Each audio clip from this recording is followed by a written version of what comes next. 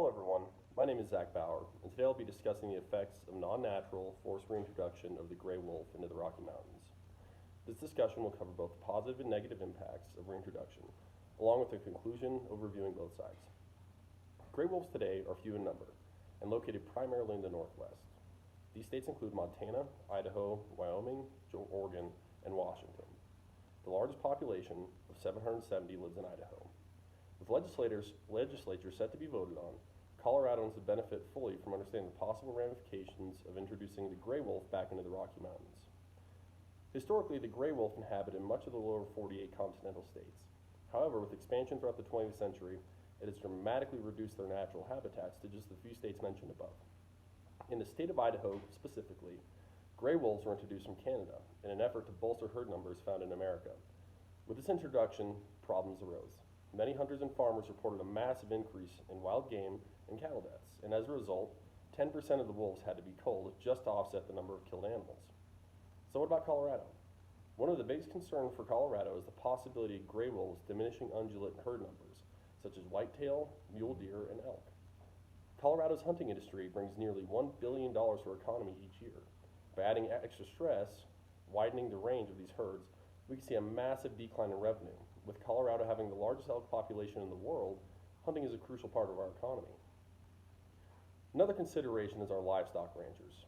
As the graphic shows, a study conducted showed a drastic increase in sheep and cow deaths in Wyoming as gray wolf populations increased. With Colorado ranking 10th in the nation in 2011 for beef production, it's another factor that cannot be ignored. Beyond wildlife, the gray wolf can harm humans in more ways than one. Wolves are carriers of E. granulosis. This is a type of tapeworm that can be transferred to other canines and even humans, with deadly results. With Colorado having much more dense populations than the majority of states where wolves are naturally inhabiting, we stand a much higher chance of being in close proximity with these animals, therefore increasing disease and possibility of attacks. On the other hand, it can be argued that there are positive aspects to the gray wolf being reintroduced. One of the major arguments for their reintroduction is ecotourism. Many people gather each year in Yellowstone National Park to observe the wolves amongst other animals. While this does not bring nearly the amount of money that hunting does, it does aid the economy.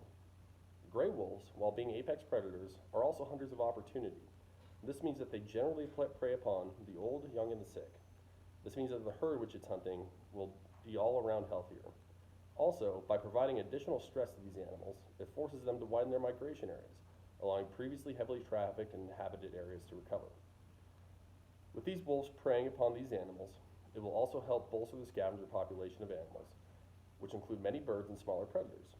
This can lead to an all-around better balance in an ecosystem. With proper monitoring and reintroduction techniques, it could be argued that a wolf population in Colorado could help our economy. With the benefits of a stronger, more migratory ungulate population and an increase in ecotourism, the state could benefit massively. In conclusion, in order to fully understand the possible financial and ecological impact of reintroduction of a non-native predatorial species, more research must be conducted. The importance of this issue is heightened due to Colorado being a massive provider in both cattle and wild game hunting.